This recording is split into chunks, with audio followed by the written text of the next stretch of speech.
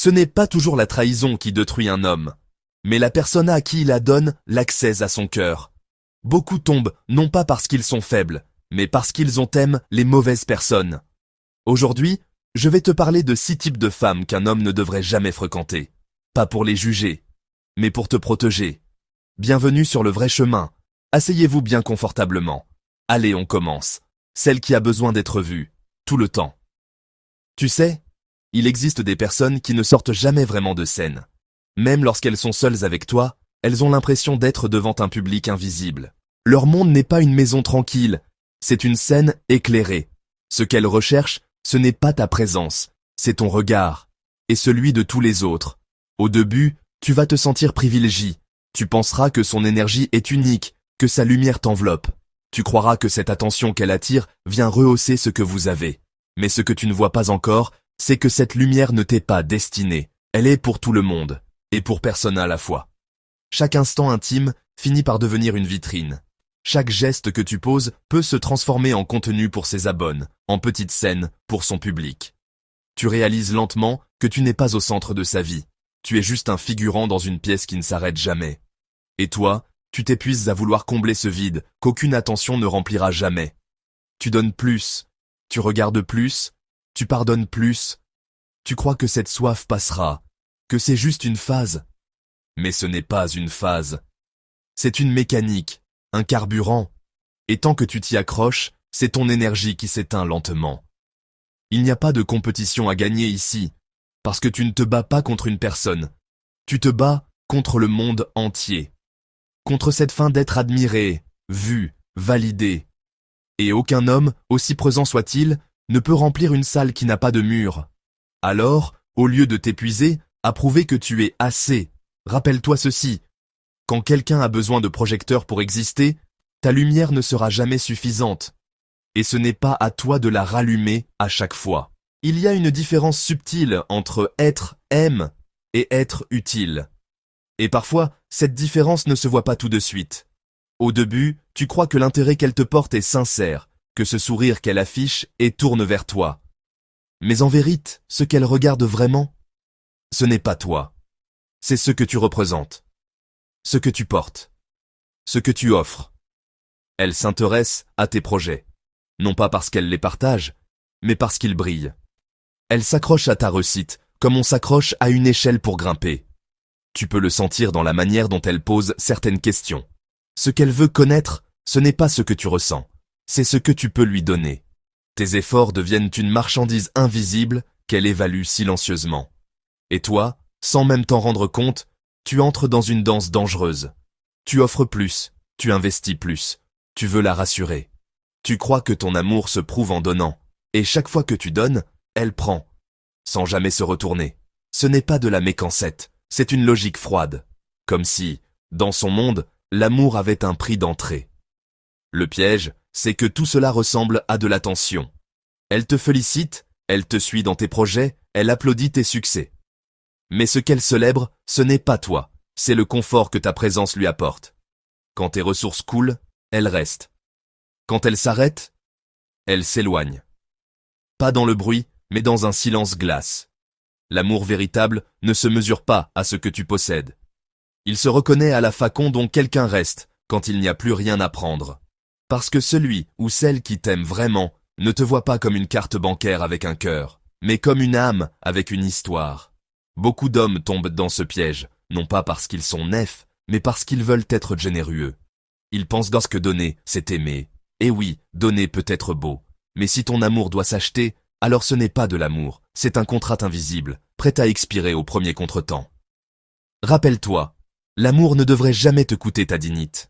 Si une personne ne t'apprécie que pour ce que tu apportes, alors le jour où tu n'auras plus rien à donner, elle n'aura plus rien à faire de toi. Ne confonds pas la valeur que tu offres avec la valeur que tu as. Celui ou celle qui te choisit pour tes moyens te quittera dès que quelqu'un aura mieux. Celui ou celle qui te choisit pour ton âme restera même quand tout vacillera. L'amour authentique n'a pas de prix. Et s'il en a un, ce n'est pas de l'amour. Il y a des sourires qui brillent, comme des lumières de boîte de nuit. Intenses, colores, magnétiques.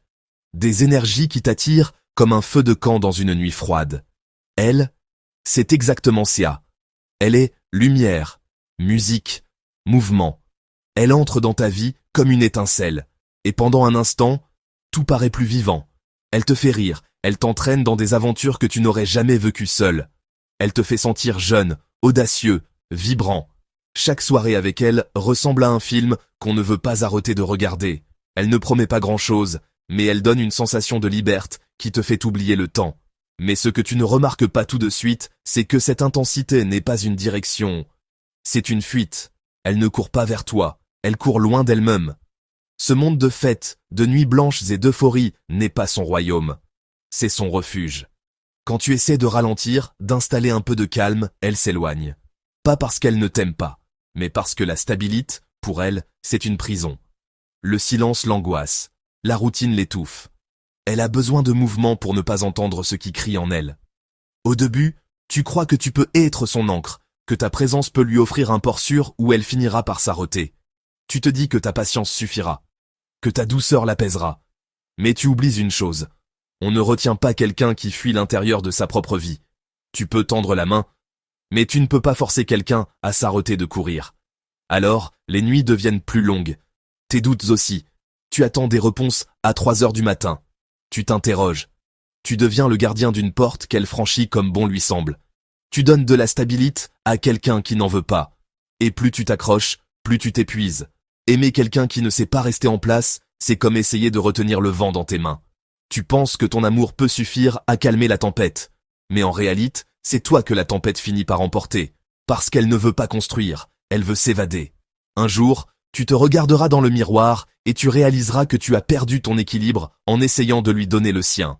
Et c'est là que tu comprendras que l'amour n'est pas censé te transformer en gardien de l'instabilité d'une autre personne. Tu mérites une personne qui voit la beauté dans le calme, quelqu'un pour qui la paix n'est pas ennuyeuse, mais précieuse. Quelqu'un qui choisit le jour autant que la nuit, parce qu'un amour qui ne vit que dans le bruit finira toujours par s'éteindre dans le silence.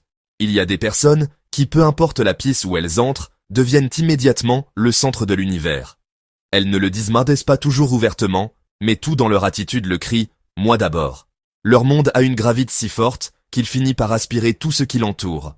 Si tu les laisses faire, un jour, tu ne sauras même plus où finit leur existence et où commence la tienne.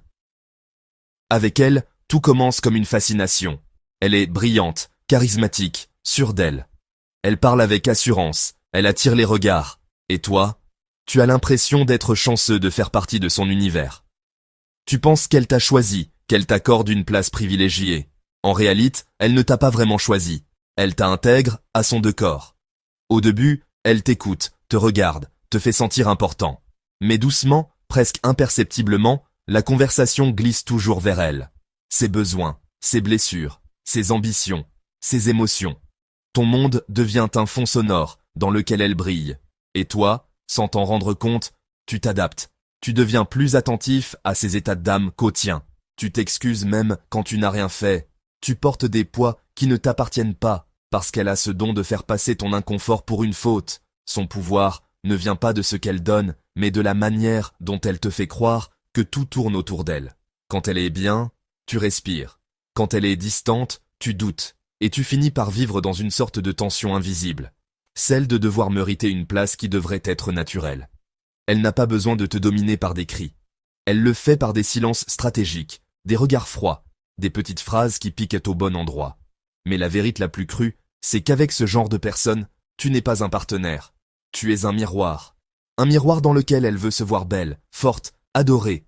Et le jour où tu cesses de refléter l'image qu'elle veut voir, elle te tourne le dos. Pas parce qu'elle te déteste, mais parce que tu ne lui es plus utile. Aimer une personne profondément centrée sur elle-même, c'est comme donner de l'eau à un puits sans fond. Plus tu donnes, plus tu t'assèches. Tu crois que l'amour peut combler ce vide. Mais ce n'est pas de toi qu'elle a besoin. C'est d'admiration constante. Tu ne peux pas guérir ce que quelqu'un ne reconnaît même pas comme une blessure. Tu ne peux pas construire avec une personne qui ne sait pas partager le centre. Parce que l'amour, le vrai, n'est pas une scène. C'est une table où l'on s'assoit à deux dans la même lumière. Tu mérites quelqu'un qui t'écoute avec la même intensité que tu l'écoutes. Quelqu'un qui n'a pas besoin d'un miroir, mais d'une présence. Et si tu dois constamment disparaître pour que quelqu'un d'autre brille, alors ce n'est pas de l'amour. C'est une lente disparition de toi-même. Tu vois, Ce n'est pas l'amour qui détruit les hommes, c'est l'amour mal place. Ce sont les anis gaspillés à essayer de reparer quelqu'un qui ne voulait même pas être construite avec toi. Ce sont les combats qu'on se force à mener pour des personnes qui n'avaient jamais prévu de se battre à nos côtes. La vérité, c'est que la bonne personne n'éteindra jamais ta lumière, elle la multipliera. Elle ne te demandera pas de courir après son amour, elle marchera à tes côtes. Alors protège ta paix, garde ton énergie, et n'oublie jamais, le bon amour ne te coûte pas ta dignité, il t'élève. Si ce message t'a parle, abonne-toi, parce que ce n'est que le début. Ensemble, on va apprendre à aimer sans se perdre.